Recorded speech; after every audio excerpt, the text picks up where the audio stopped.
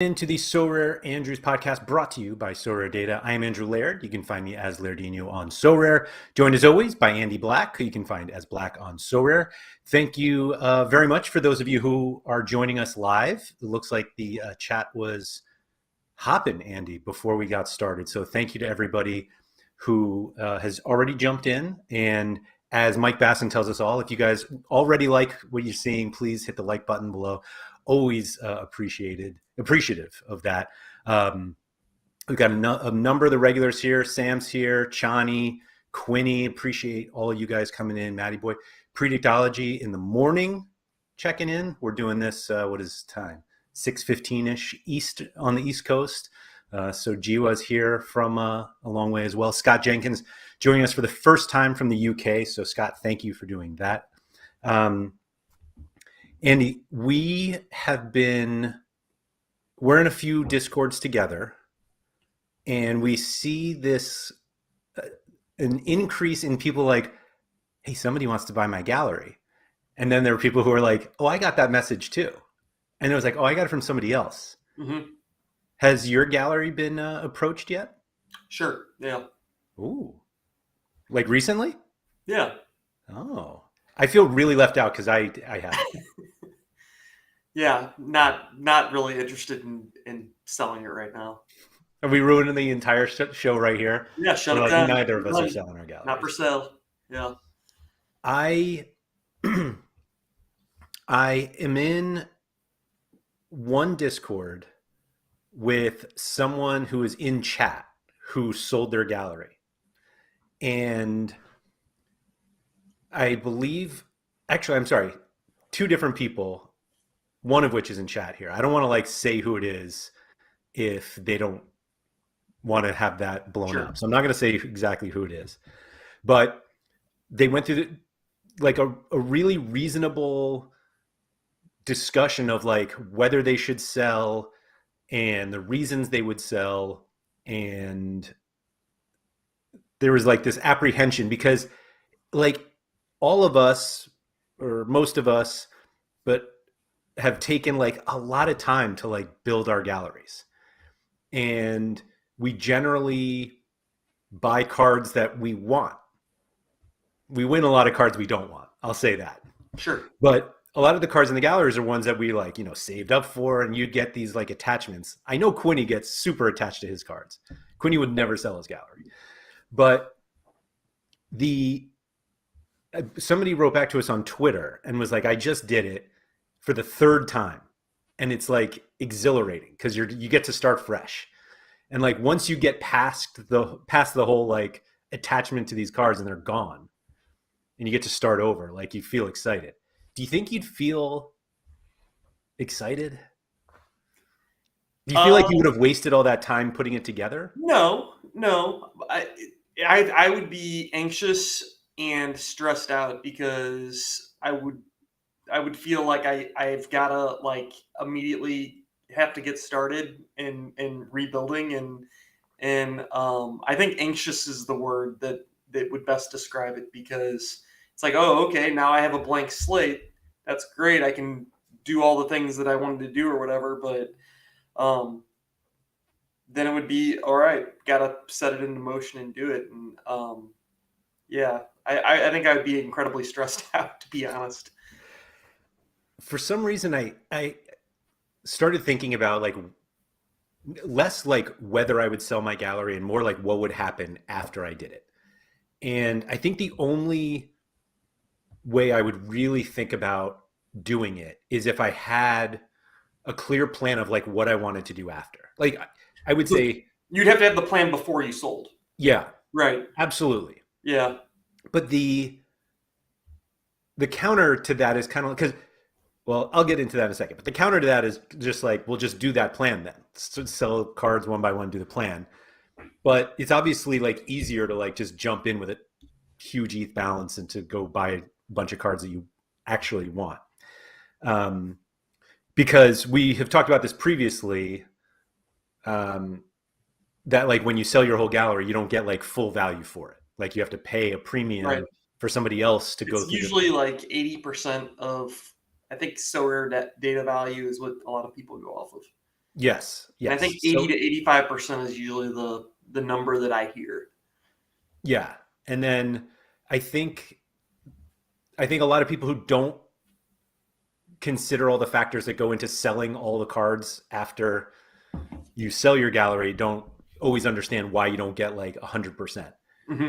Because I have seen some people were like, oh, if your gallery is valued at like 10 ETH, and they're like, oh, what do you want for all of it? And they're like 12. And you're like, no, it doesn't work that way. You got to go Right. down because now I have to go sell all your Even if cards. like the gallery is perfect, pristine, and like perfectly efficient, there's not a bad card in there, because that's where the 80% comes from. Is there's typically 10 to 20% of fluff that the person is going to have to deal with selling these low end cards, and it's going to take forever. And it's like the classic like pawn shop thing where it's going to be sitting in there for 6 months before I can sell it, sort of thing. Right. Yeah, absolutely. I remember, I think it was Sean. I mean, it was definitely Sean because there was some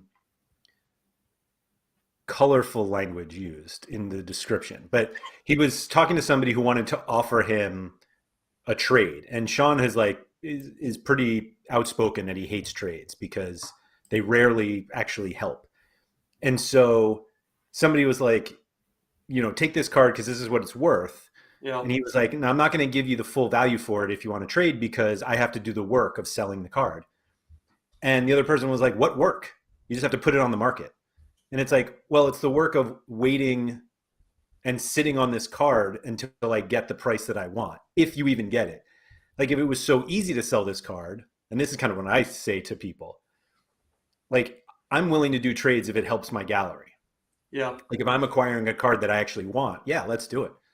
But if I don't want to have to go through the process of selling the card because it's possible I can't sell the card for what everybody thinks it's worth. And now I'm already giving up value that way. And now I have a card that I don't even want. And so this obviously selling in bulk, meaning like a ton of cards at once, whether it's an entire gallery or like a bundle from your gallery, like you're not going to get full value because somebody else is taking the risk that like, oh, maybe the cards don't sell that much, won't sell. Um, so I think you have to have like a very clear plan. And I think a lot of the plan is taking money out of Sorare. And like I've never done that. Sean was on with Nellis, I think it was the Nellis show last week, and on the So Far Sorare podcast. If you don't subscribe to it, it's excellent. But he was saying he used the term he made not withdrawing sound so much better. He's like, no, no, no, I just let everything compound, and so I'm like, oh, I'm going to use that from now on. It's Yeah. not that I've never taken money out. I'm compounding all my returns. But anyway, um, so when you sell everything, you obviously stop compounding because you don't you just have the ETH. And I think what a lot of people do is they take this lump sum of ETH and they take some out. I think that's a great idea. Like if sure, like if you made a profit on your cards, like that's a way to realize your profit. It's also a great way to increase your tax burden. You might know something about that. But if you don't have a plan, then you just end up sitting on the ETH, and then you're just watching. Hopefully, you're watching the price of cards that you want go up. Not hopefully for you, hopefully for everyone else because our cards are going up. But like, I think I think that's kind of the important thing of like if you're going to sell your gallery, you better have like a very clear plan of what you're going to do before, because I don't think you really want to just be sitting on ETH that's sitting in Sorare. What do you think about that? Yeah, I think that that's fair, because like obviously if you're selling your gallery but you want to continue to play, um, yeah, there's risks of holding a balance. And I think someone even in chat mentioned it, is the scary part is like the fluctuation of ETH price up and down. And granted, I don't know that like the price movements can be so severe that it's going to just like totally break you. But yeah, it's a concern. And you're already only getting 80% of your so rare data value. And then if you take another, whatever percentage off, that ETH takes a 10-15% hit or something, then yeah, now you're not feeling so great. Um, I do think that like there's value in obviously in time, and I know that like people don't want to take the time to sell their own gallery, but uh, I don't see a lot of people selling their own gallery and restarting, and that actually kind of shocks me because we're all like pretty smart people that use so rare data, and we have the valuations, and we know that we can just undercut others and get the right price points and sell the guys that are in form and hold the guys that are out of form and sell them when they're in form. And like, granted, I know that the whole idea of selling your gallery is to get value for all of them now, but um, I am kind of a little bit surprised we don't see more of that, where you see somebody sell 80% of their gallery, hold the other 20%, but sell them to private sellers and get that closer to that 100% Sorare data value. Yeah, I don't think there's any doubt that if you sell everything yourself, you'll get more. Yeah, for sure. But it's It'll time consuming. right. It's well, not only is it time consuming, but it also just takes more time. Like it takes Hey, longer. mate. What's that? Hey, mate. Yeah. You got to deal with all that. You do. And you're going to get those messages, and you're going to have to like, people are going to be nickel and dime you over a $2 trade, and you're just going to have to deal with it. But uh, yeah, I mean, it's one of those time is money type of situations, I guess. Yeah, yeah. It it has to be more popular though because it feels like there are a lot more people offering to buy galleries. Whether they're like going out and DMing people or they just have it in their so rare name, like I'm buying galleries for whatever percent. Um, it does seem like at least there are more opportunities to sell your gallery if you really want to. Um, one of them, and I apologize because I can't find the tweet right now, but someone wrote back to our like the tweet I sent about the topic of this podcast, and they're like, "Oh yeah, I'm buying anything up to 60 ETH," and it was like, Yeah. "Oh, all right, well, that's a lot." But when you do you ever look to those people to buy cards? Not really. Like you're talking about like Pal Trader or some Well, of those guys. I find that the non Pavel ones just want ETH, Yeah. and Okay. he's willing to like take Well, the absolute garbage. so I shouldn't say I don't, because I actually bought a De La Cruz last night for a lineup, and um, uh, the guy that I bought it from was the same guy that offered to buy my gallery 2 or 3 weeks ago, or 2 weeks ago, or whatever. I just noticed that he had it for sale. It was a similar price to somebody else, and I offered just above the last sale, and uh, I shot him a quick message on Discord. He gave me a thumbs up and accepted it. But I think you're right. Like those guys are much. They want to move cards, so they're probably much more apt to just like, oh, last sale, it's close enough, or it's more than the last sale. Let's do it. It's funny you say that because I actually so the what I tend to do is I'll go to their gallery pages on Sorare Data, and if you go to like the on sale tab, you can see all the cards they sell, and you can see their price versus the floor price. And it's funny to me how many don't post at the floor price because I'm like, aren't you literally in the business of like selling these cards? And if you're not the cheapest, why do you think you're going to sell this card like ahead of other people? And so, um, I don't know. I some of them clearly don't. I mean, Pavel doesn't do it either. Like sometimes the ones that he posts are crazy high, Yeah, and of course, if you send a few uh, bid offers and he rejects all of them, then the price goes up. But I saw that the other day. Actually, I think, was it you that was trying to buy yes, it it? was Yeah, me. that was funny. It was not funny Well, it was at funny for all. me as an outsider looking on. I found Yes, humor in I it. would have been very entertained if it wasn't me. Yeah. Um, and also, for full disclosure, somehow I became unblocked from Pavel within the last few months, and so we do deals all the time now, Mm, but buddies. not for my whole gallery. Do you think if you did, sorry, Mike Batson was asking if you started your message with "Hey mate," but I should have. um, if you did sell your gallery, like you got an offer where you were like, "Shit, that's really good." Do you think you would rebuild this like in the same way that your current gallery is built? Like Yes. you have some, I don't want to call them like legacy cards, but you've had cards for a while. Yeah. And so you're obviously not going to easily like replicate your gallery. Right.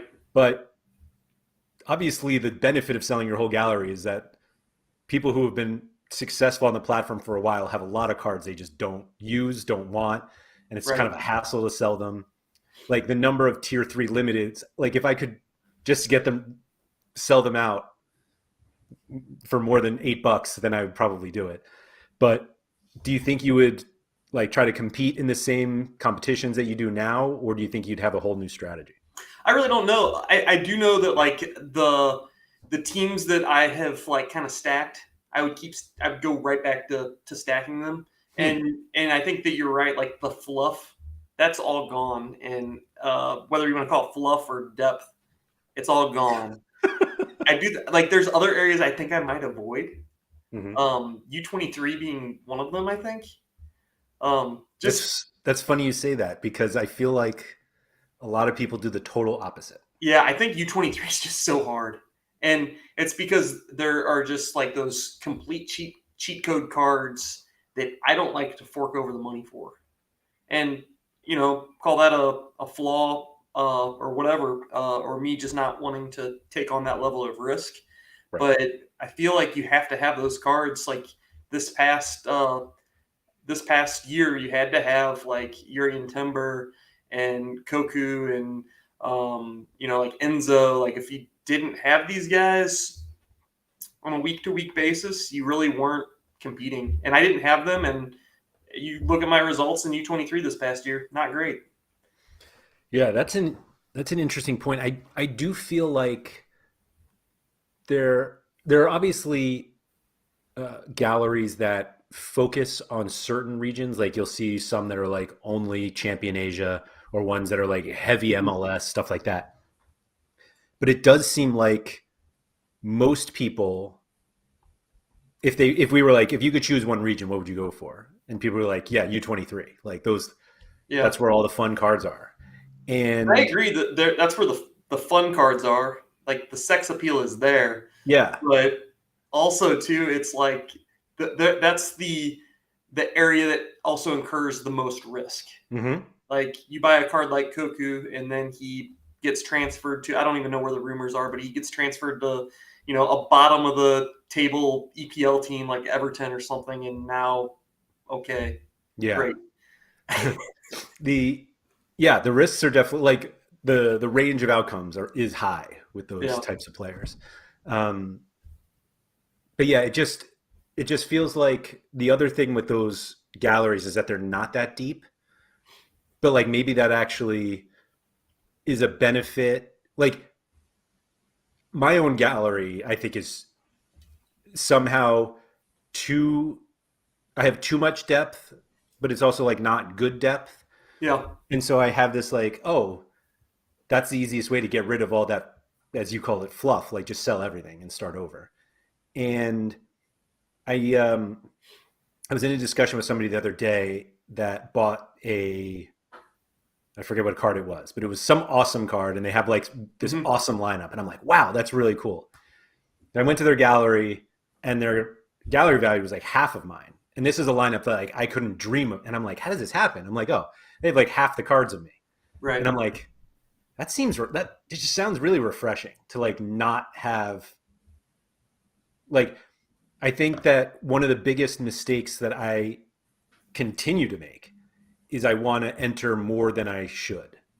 Like weeks where I should make 3 lineups and I'm like, no, let's make 5 and really yeah, screw these other 3 lineups. Or like instead of, even if the 3 lineups are okay and I have these 2 extras, really what I should be doing is like selling the players in the 2 extra ones to make the 3 lineups better. And I still don't I I still don't do that. I don't know that I 100% agree with that. I don't either, which is why I haven't like. Right. But I also the other problem I have is that it's just not as easy to sell all those cards because there's nothing worse than like making your best lineups for a week. Like this has happened to me recently because I've had some injuries and whatnot, and having like really good cards in training because like I don't have a goalie or Yeah. I don't have like another forward for U23, and so I have these like really good players that I cannot use because it's like I literally don't have the cards to put in. So it's like, and selling the bottom stuff to like sneak in a crappy U23 forward is just not worth it. So like, again, I keep thinking like, is it worth me trying to make the three best lineups I can and going to Pavel or Super Usmane and saying, what will you give me for all of this? And then just somewhat starting over. It's Yeah. tempting.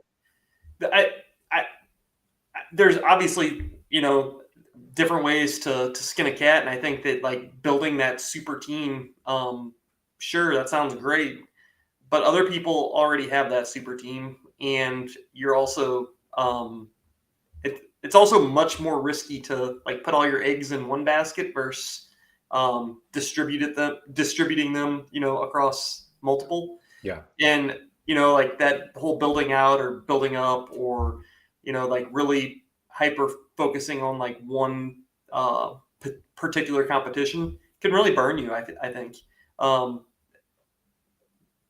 obviously, you built that IX stack at the beginning of the year, you crushed all year. Right. So like, yeah, there's risk there, but those people crushed it this year. Anybody that built an IX stack at the beginning of the year, they reap the benefits of it. So should I just sell everything and What buy it, an IX stack? I was going to say, what does Matt Damon say? Fortune favors the brave, or whatever. Yeah, that's exactly what it is. Yeah. Yeah, it's. I'll admit that I have thought about selling most of my cards. I've thought about it more recently than ever before, Hmm. and So, okay, let's say right now, what's your Sorare data value? Like, if you are um, comfortable sharing that, although it's public knowledge, so if anybody wanted to look it up, they can just look it up. 41 ETH. Okay, so let's just say you sold it all right now and you got 35. What are you doing? Mhm. What's the plan? Where are we going? I don't know. That's why I actually Well, okay. Are you building the super team, or are you going to play a few different regions? I literally get like flustered thinking about it, about having 35 ETH because a 35 ETH is a lot more than I put in. So it's like, do I keep all 35 in? Of course. The answer is yes, and you add 10. No. Yeah, right. Um, so, I mean, everyone's like financial situation is different. But the way that I looked at it is if I took any ETH out of Sorare, I would just have it sit in ETH. Like I don't think that I would like convert it to fiat and fill up my gas tank. Yeah. But maybe I would. I don't know. But my guess is I would keep it all in. Just tell me that you would buy Champion Europe uniques and go try to take down Liverpool stacks. No, like 35 ETH doesn't get me there. Like that's the thing. Like that like I would not do that. I don't think I would buy any uniques Did, yeah. or if I did, it would be, one to play into the super rare division. So, but it is kind of, it also feels funny to like, be like, all right, let me just get an ETH grinding team. And it's like, well, I'm not selling out to do that. Yeah. I will say that I was talking I think I said this to Sean the other day. I am really contemplating giving up playing the rare division and only playing rare pro and limited. That's interesting. And really the what that means is that like I'm not prioritizing rare. So like I'll just have players there that I could put in. Like those will be my like throwaway lineups. Of course, I need a goalkeeper for all of them, but so like maybe I don't do that. But if I literally gave up playing rare, like I have a lot of extra cards now. I have way too many cards to just play rare pro with my rares. I think you have to just go ahead and keep playing rare with your depth. Well, Because that's you my will point. have to Like have depth. I think, but I have too much depth if I'm just playing rare pro. So why not sell all my non-rare pro cards? Like I Because don't you're going to need, need them at some point. but then I can buy them later. Like so, but then I can also make my rare pro teams better, and then just compete in limited to get the players I actually want to buy, as opposed to the ones You that. know what's going to end up happening, though, because you're going to have a week where, like, all right, you have your ultimate rare pro U23 team or whatever, but you have two of the depth pieces that you bought, and they both have great matchups. And you also have that U23 goalkeeper sitting there. All you got to do is buy two more, and you can play the rare division too. Yeah, nobody has just extra U23 goalies. Well, you're going to because you're going to have 35 each. So. Oh, right. Right. Sorry. Okay. Um, I, I mean, I think that's what would happen, and I think it might be a mistake. I say that as if like I win like I don't win cards in Rare Pro ever. Like I Yeah. don't, and so Mike Basson said he's going to head to my gallery for some lowball offers, but like I think we get to a point the longer you're on the platform where you just have too many cards. Like I think chalking it up to depth is not worth it. Like I think you're better off sitting on an ETH balance and buying pieces when you need them as opposed to just holding them and waiting. Like I'm going to need this card one day, and when that day comes, I'm going to use them. Yeah, but like we have, I see. Here's where I'm gonna have to just like totally disagree with you. Like when you don't own the meme cards, the cards that just crush it every week and are matchup proof, you gotta have a gallery like mine where like I have my Atlas guys, I have my MLS guys. I can play them when they have soft home matchups, and then whoever's left over, I just chuck into a leftover lineup together.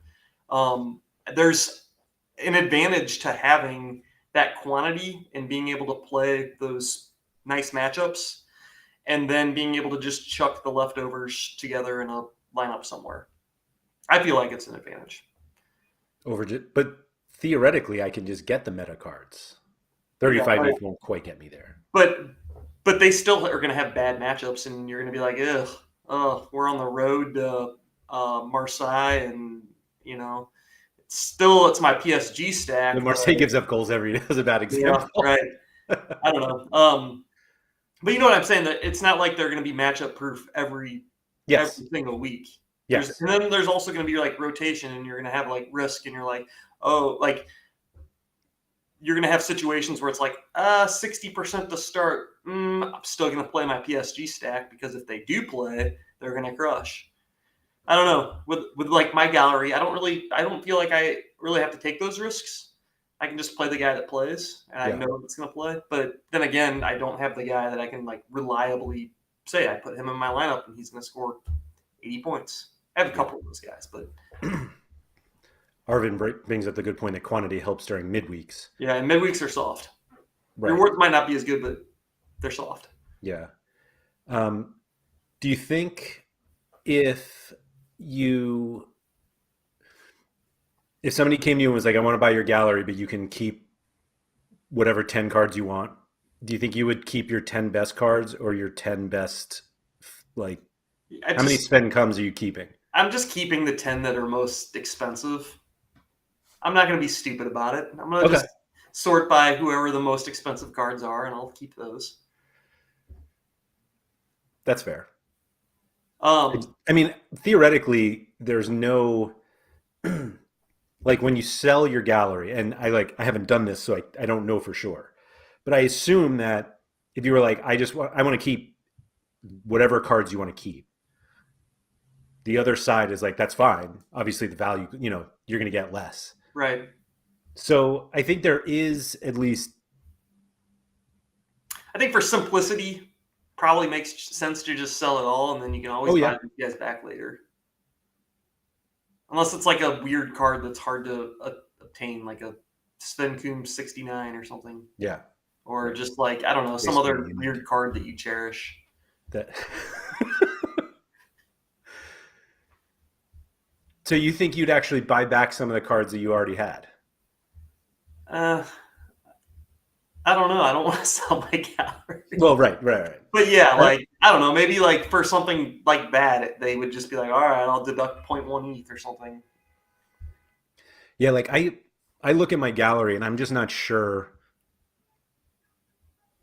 Like I have some pretty good cards, but I'm not sure there are any that I would like immediately buy back.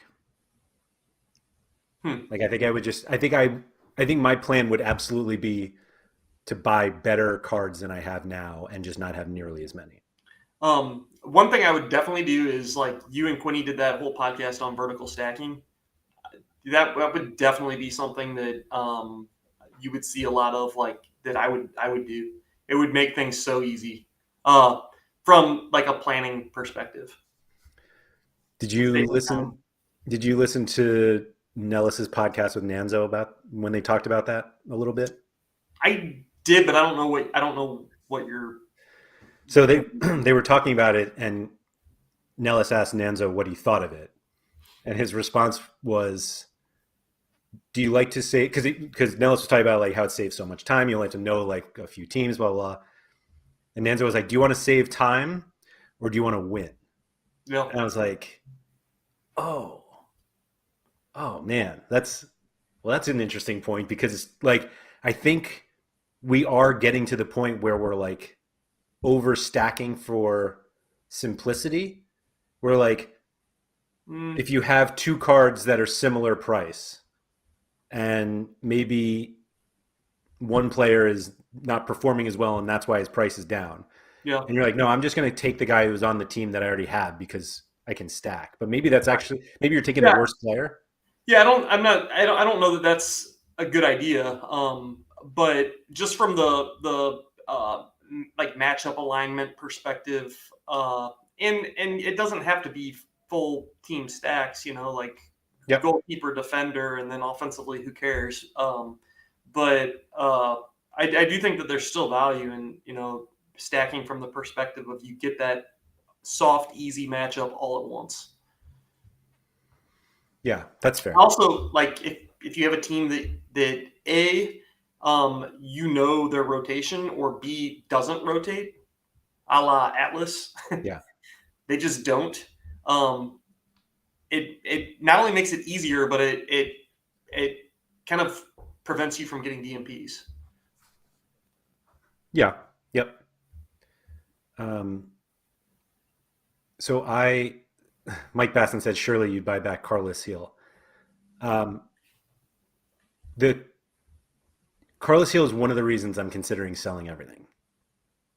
Like his price is so high now, and Why for don't you my just sell him? gallery, it might make sense for me to sell him. Yeah.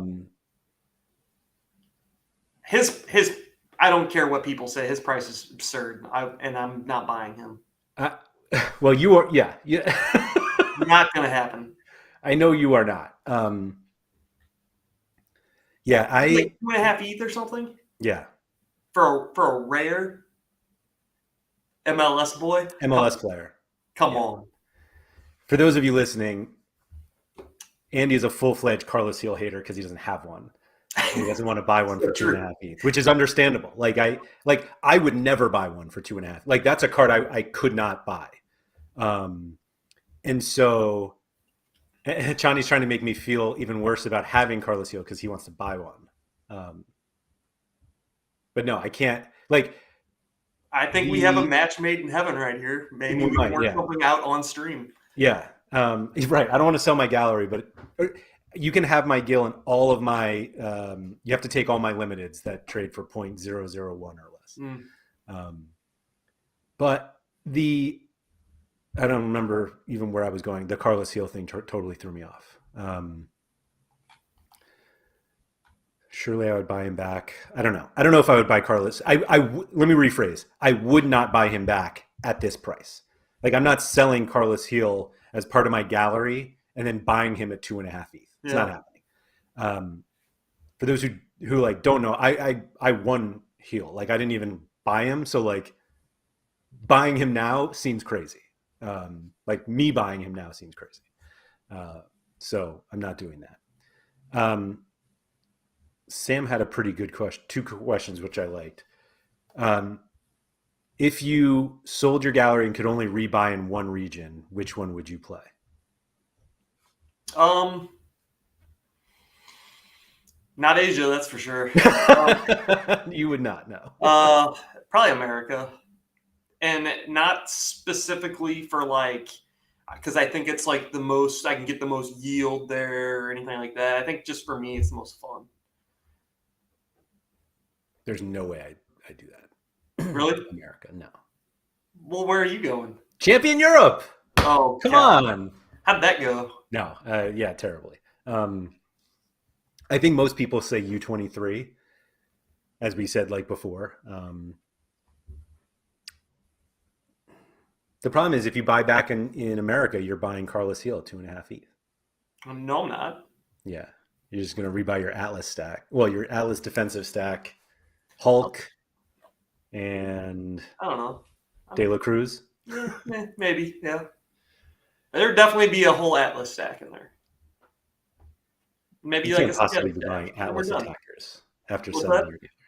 Like if you're sitting on 100, what is your gallery? 100 and something, 200? No, God, no. Like 100 maybe. God, I have to search particular. 101. All right. So 100 ETH, and you're going to go buy Julio Furch and Yep. I'm gonna buy Furch, um, Santa Maria, Camilo. Yep. Camilo and Santa Maria, although Santa Maria has been absolutely awful. Um, I get those, but the buying the Atlas attacking, I mean, what are we thinking here? I'm getting Furch. Yeah. First buy. First buy. Yep. Bring the giraffe back. Yep. Oh. Sam's second question, which I also like, what about buying only prospects or cards with the intention not to play SO5? Not happening. I feel like there's still too much value in buying cards that can win. You can win with. Yeah, I mean, I agree since I mean, both of us prioritize SO5 over trading.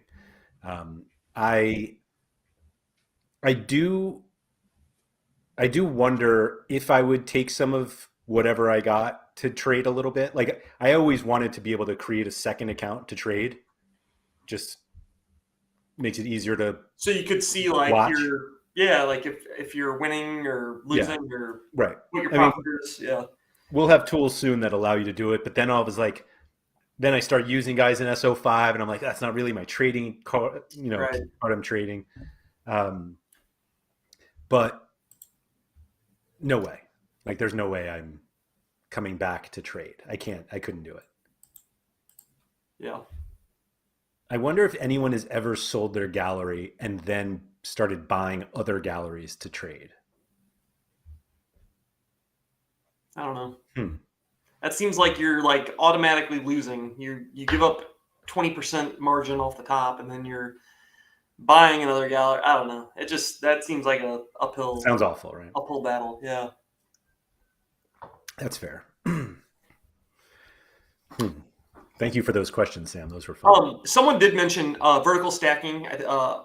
Arvind, I don't know if I'm pronouncing that right, but doesn't vertical stacking pose higher risk? Yeah, I think it certainly like it does introduce some risk because if you're wrong about a team like okay, Atlas was great last year. They won the league. This year they're going to the final. They could win the league again or they might not.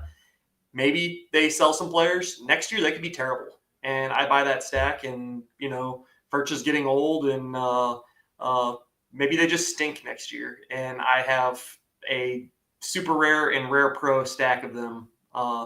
Okay, we're in trouble, right?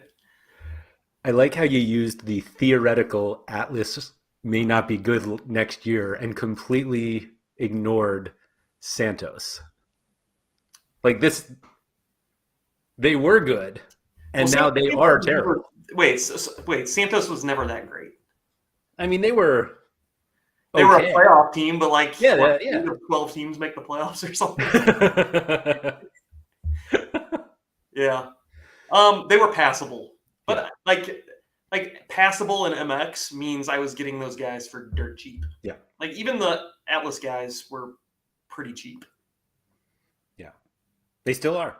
Yeah, I'm just a cheap bastard, is what it comes down to. Breezy says, "I feel attacked by the hey mate tweet." I think the mate thing is. It's more of an inside joke, honestly, because like a lot of times when you get that, I don't know. I'm like, oh, here we go. Like I just you don't know what you're gonna get, I guess. It's just not a term that we use in the States. It's as simple as that. Like it clearly is very common in other places, and it's just mate is just not. Yeah. So as soon as you're I think of pirates when I hear mate. You're just immediately stereotyped when you DM an American and use hey mate. That's all. That's all it is. We'll still do deals with you. Don't worry. Yeah, I really don't know. I think if I were to sell my gallery, the time is already it's already too late. Like I think I'd buy back into Europe, and the Europe prices are going up, and I don't want to have to pay more. That's the other thing too that I think that we should discuss is like trying to time the market or trying to like is some might say like catch falling knives. Like you don't know if market's going up, down, whatever. Like you see people trying to trade crypto, and sure there's some analytics you can look at, but in the end nobody knows, and that's why like a lot of the best traders are not like sell gallery now or sell all my crypto now. They dollar cost average. They buy on the way down. They buy on the way up. They're kind of strategic with those buys and sells. And I think that like a good example right now for you is that just looking at a chart that the price of Carlos Gil has never been higher. It's never been higher. One might say that's probably a good time to sell him. Realistically, how much higher can his rare card go? Could it be a 4 ETH card? No way. Could it be a 3.5 ETH card? What's like Kimmich at these days? Could he be a 0.6 card? If he blew up a knee? I mean, he could certainly. Well, see, that's the thing. Like, if he stays fit, no, I don't think there's any way he's a 0.6 card. Yeah. I don't know. That's a real tricky one for me. I just don't. I don't think that his price is going any higher. That could be true. I shouldn't say that. It could go higher. I just don't see it. I don't see the upside of like, oh, it's going to 4.5 ETH. Right. Yeah. No, I get that. So 2.49, which is below the recent sales, is the floor right now. Yeah, I think. Yeah, I think the selling Carlos Gil is more about the not having Carlos Gil versus the ETH. Like, yeah, but you could have Ladero.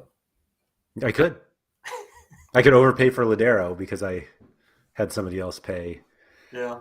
I don't know. There's a lot of really good, quote unquote, cheap MLS midfielder options that, yeah, they might score 75% as well as is Carlos Gil, but they're 15x cheaper.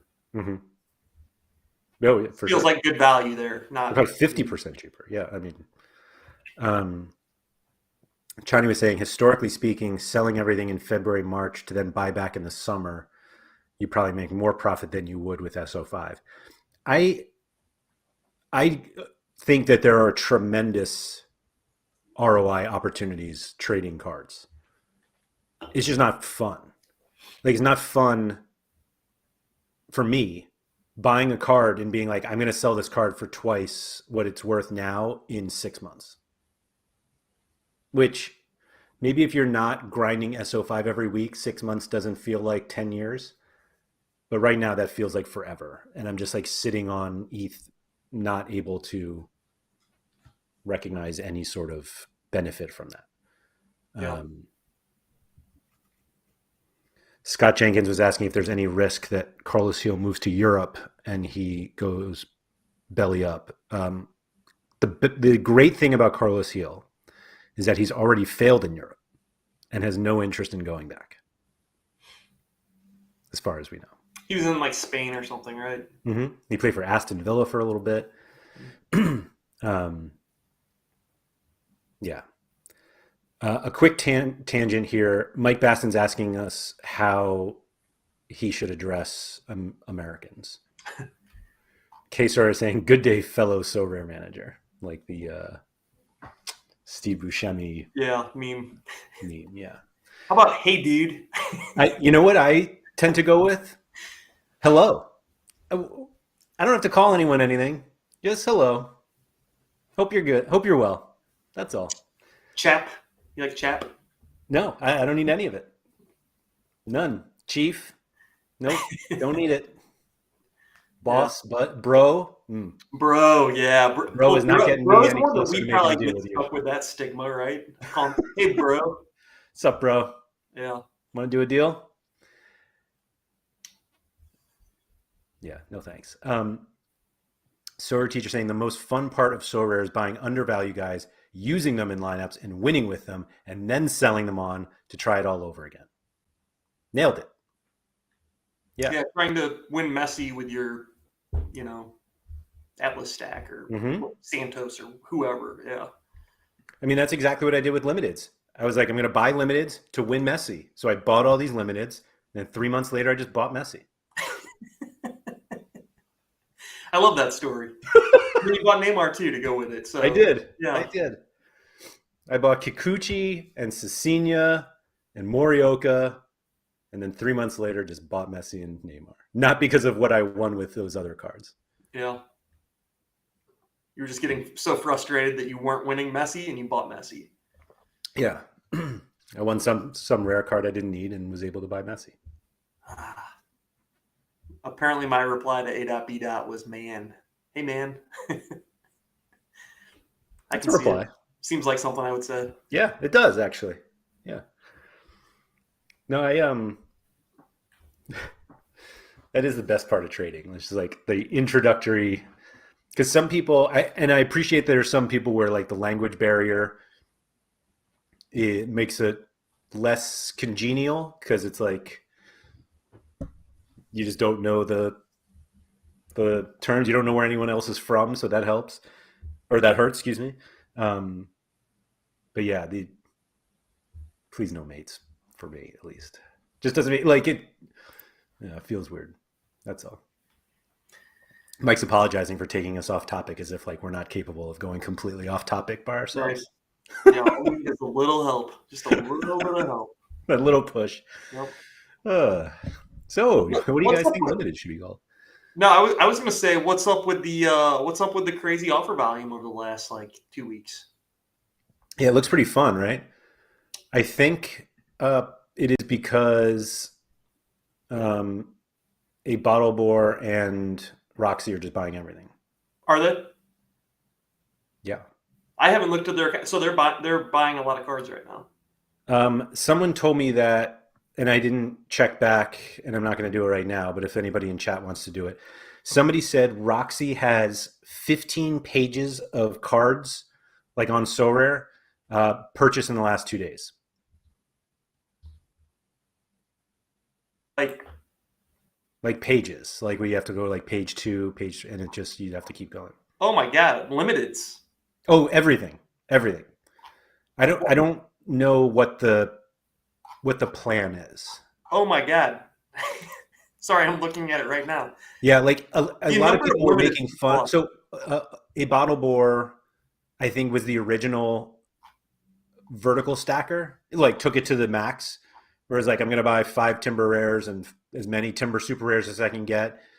And I remember we were all like, wow, they're really overpaying for all these cards, and now they don't look overpaid at all. But Roxy recently has been doing it and just seems to be buying everything. And if you have a card that one of them wants, you're in a really good position because it seems like, based on current prices, they're willing to overpay for everything. And all we do is have to hope that we know which cards are coming next that they want to buy. It's a lot of Yeah. cards. I feel like they must know something. I think Roxy's, um, I think Roxy's gallery was at like $8 million or something like Well, that. all the guys he's buying are Europe. Yeah. Is Yes, it's all Europe. So I wonder if it's like he felt like the prices of all these European cards is just too low. He's scooping them now, and then here in 2 months he's gonna just. But Roxy doesn't sell cards, Not right? really. Maybe he's hiring, you know, a a team of pals to uh, take care of that for them.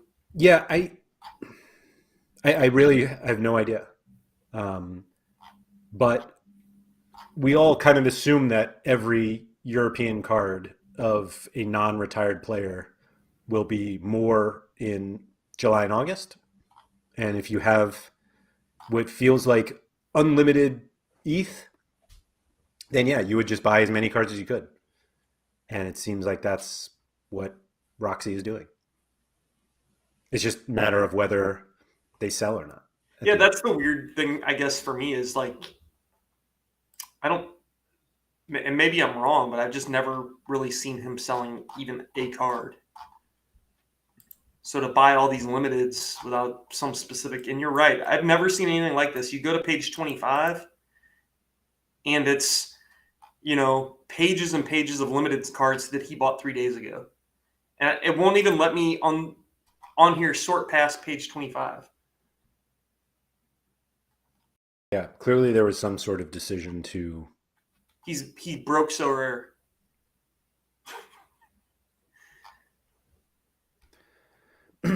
Yeah, I mean, we're basically looking at 2,800 ETH spent and just under 4 ETH earned on the market. Yeah, It's a lot. it is. It is a lot. Hmm. And really successful in SO5. Right. Nuno Mendes, super rare. My God. Yeah, I don't know what's going on, but I do know that this is not a gallery that buys galleries. Like, they're not just accumulating anything. There are very specific cards that Roxy wants, and Roxy goes and gets it. Huh. And I haven't looked at a bottle board yet, but I don't think it's nearly as big. I mean, Roxy was at 3,000 ETH. My God. Oh, wait. yeah, it doesn't look like he's going nearly as crazy. And a No, bottle no. board is more focused, it looks like, on rares and super rares and uniques. He bought the Davies 2 days ago. Iker Casillas, apparently. Yeah. A bottle board sells cards, though. Percho said that Roxy has 7 sold public listings. 7. And he just bought thousands of cards. Yeah, it's a lot of cards. Yeah, Johnny, I'm glad too. These guys can only put one lineup into each division. Yeah, so that was kind of like my thought is it doesn't seem, and maybe this sounds extremely stupid in 6 months to a year, but it doesn't seem viable to buy enough cards where you're starting to limit your opponents. I mean, you really only see that in the unique division or maybe in the super rare division, but Right. not really. I mean, you would have to just have a ton of money to do that in super rare. Right. And so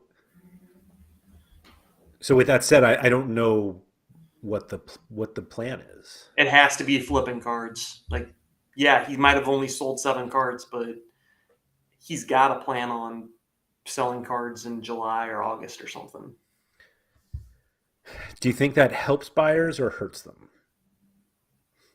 Like the way Um, that I would think is that they're like, oh well, then like Roxy can just set the market, yeah, but like Roxy doesn't have all the cards, so it just takes one person to go under, and now I don't. Roxy's But he doesn't have to set the market. They just have to be. They just have to. All the cards have to be worth more than they were than when he bought right, them, and then he will come out, really well. and that's when we sell Carlos Gil for 5 ETH.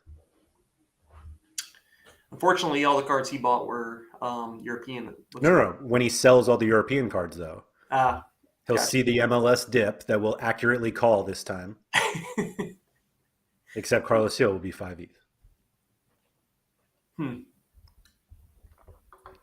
Surely that's the plan. So are you selling it or not? I don't know. I don't know. Hmm. Happy to have discussions with people about it.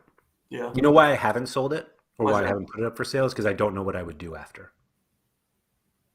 Like I haven't taken the time to be like, what would I do with 2.5 ETH right now?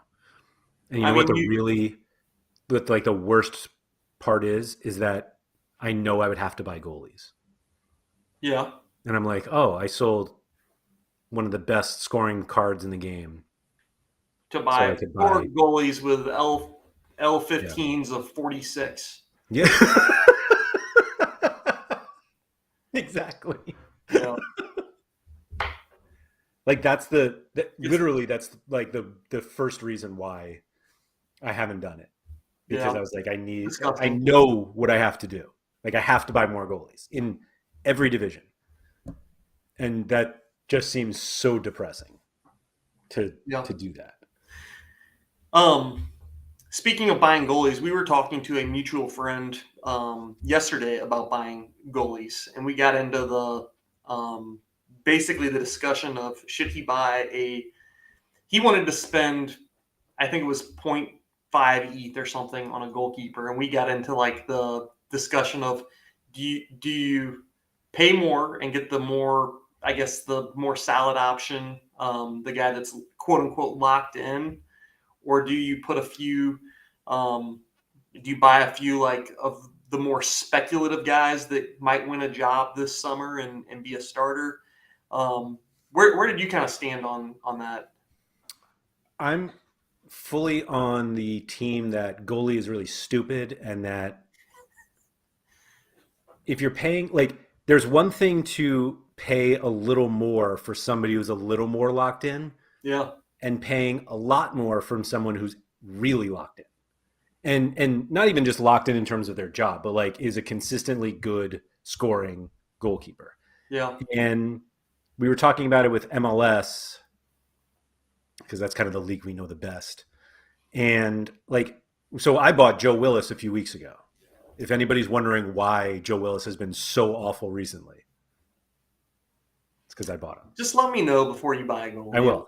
I Okay. probably did, Yeah. to be honest. But anyway, so it's like, do you buy the point three, point four ish Aljaz Ivacic, or the point eight Andre Blake, or do you try to find something in the middle? And I think the problem with our conversation was it was like the most I can spend is half an ETH. Yeah. So who can I get for that? And like a lot of the conversation, because this was in a group, kind of a group setting, it was like, no, just get point 0.7 and buy whoever. And it's like, Right. that's not feasible for most people. You can't just be Right. like, oh, just spend more. Just buy the best guy, like obviously. And so when you're like, do I buy Ivacic? And we're like, who you should buy is Everson. Do you Yeah. have an ETH and a half or whatever, Yeah. 1.2? So I actually don't think it's beneficial from a resource usage of from going from point 0.5 ish to 0.75 to point. I don't even know what some of Yeah. these clones cost these days, but I think what it really comes down to is just get a guy that starts, and like it, and it also really depends on like, what is your goal? Do you have 4 complete studs that they're going in a lineup with? Then yeah, you need to buy Everson or one of the guys that is banging out clean sheets. But if you're putting them in with, some guys that, like, hey, if all everything comes together, they might all 4 score well together, then yeah, you're probably not better off spending more for a quote unquote better guy. Yeah, so like we were looking at the example. Like so Eloy Room I bought a while ago. Another reason why he's been so bad. And I was like, do I just buy another one? Because like Sean Johnson is almost twice the price. Yeah, that's crazy. Do I buy Stuver, who's at 0.5, Melia, who's at 0.28 and could retire what feels like at any moment? I mean, Bono is 0.37, but somehow Maxime Crepeau is almost zero point 0.8. And I was Yeah, just like, I just don't think that the guys, like the difference between Bono is probably a bad one, but like, right. I don't think the difference between Brad Stuver and Crepeau at point, needing to like find point two to add in. And the other thing that I was like pointing out is like, they were like, well, if you just like win, you get some thresholds, like that'll help. And it's like, but then the 0.8 goalie could be one ETH. Right. And now you've gone this entire time without a goalie, and you don't. I mean, the closer we get to, what is it, December, when they're getting rid of Commons, or no, start is Oh, it? August, yeah, Yeah, start of the European season. So the closer we get to that, the more goalies are going to cost. right, right. I Flat mean, out. these guys might get cheaper, but we don't know that. Yeah. I don't know. I'm of the impression that not that goalie doesn't matter, but if you're like choosing between, like, I don't think you're winning that much more with Crepeau or Dane St. Clair than you are Joe Willis or Brad Stuver or any of these other clowns. Don't buy Matt Turner. I'll say that. Yeah. Like, could you get through the rest of the season with Stephen Fry and Bobby Shuttlesworth? Maybe. Yeah. Maybe. Stephen Fry's floor has gone up zero point 0.1 ETH today. I'm like so angry about Stephen Fry since I actually tried to buy him. Let me show you But this. you already owned him. No, I sold him. So like he was 0.45 yesterday, 0.389 today. Is that today? 3 o'clock this morning. Did Crypto Kicks buy him or sell him there? He bought him. 0.389, and then all of a sudden 0.410, 0.47, 0.48, and 0.45. Do they have like a little hot run of matchups or something coming up? Yes. Yeah. Yes, they do.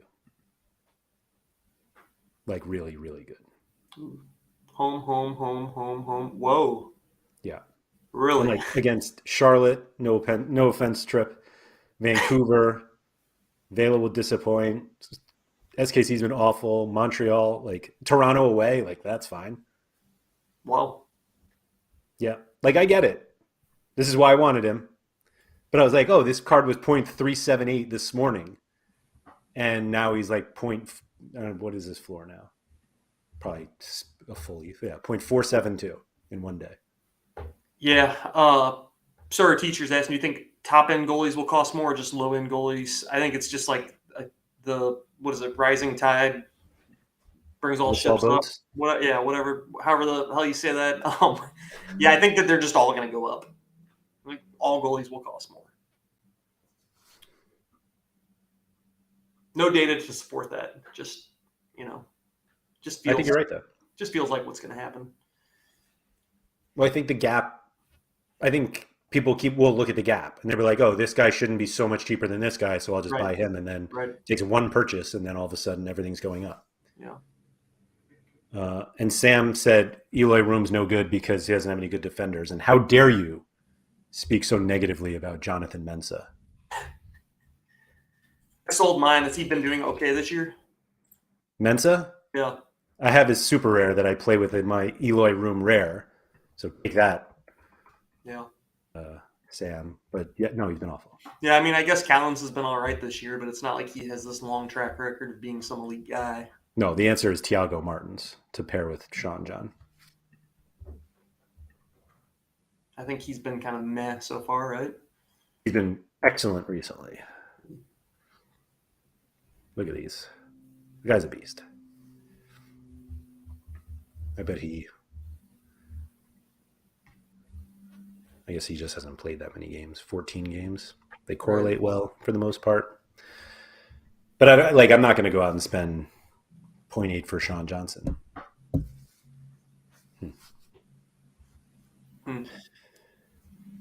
So that's the thing.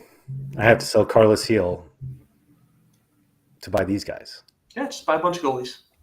So that was the other thing. Carlos Gil is like the best card that I have. If I'm willing to sell my best card, shouldn't I just sell everything? No. I don't see like the correlation there at all. Why would that matter? It was more just if I'm willing to give up the best thing I have, shouldn't I be willing to give up the things that are not as good? No. You go try to win another one with like some really crummy stack. I thought I was going to do it this week. Oh, yeah?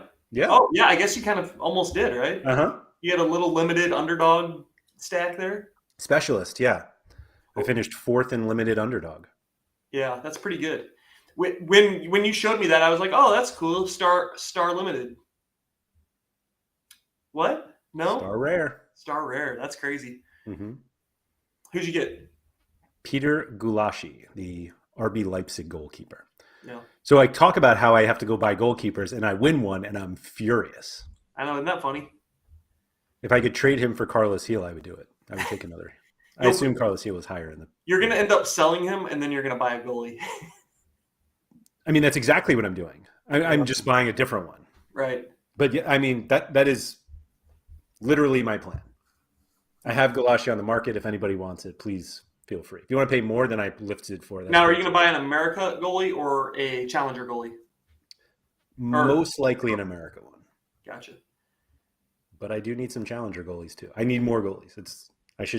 Everybody needs more goalies. Right. Yep. But there's just yeah.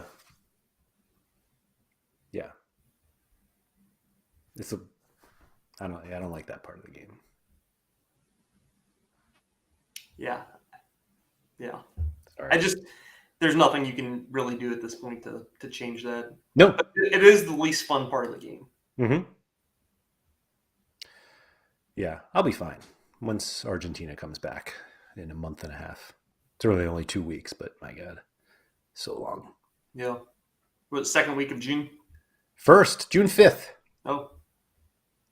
Should be close. June's next week. Yeah. It's just one of those so rare time things that just takes forever.